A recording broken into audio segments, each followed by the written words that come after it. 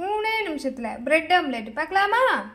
முட்டையை ஊற்றுறோம், சர்க்கரையை போடுறோம், பிரெட்டை எடுக்கிறோம், டிப் பண்ணுறோம், நெய்யை ஊற்றுறோம்,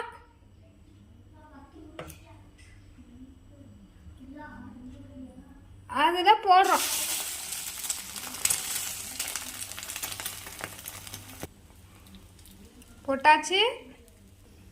போட்டாச்சு பெரட்ட போகிறோம். சடாக் சடாக். 3 நிமிஷம் சொன்னால் அது மேலே கொஞ்சம் நெய்யை ஊற்றுவோம். நாங்கள் யூஸ் பண்ணுறது ஐயப்பா நெய். நீங்கள் என்ன நெய் யூஸ் பண்ணுறீங்க கமெண்டில் சொல்லுங்கள். ஓகே, எடுத்தாச்சு. நான் 3 நிமிஷம் சொன்னால் அது 1 நிமிஷத்துலேயே வேலை முடிஞ்சிச்சு. Bread omelette ready. டொன்டோடைங்.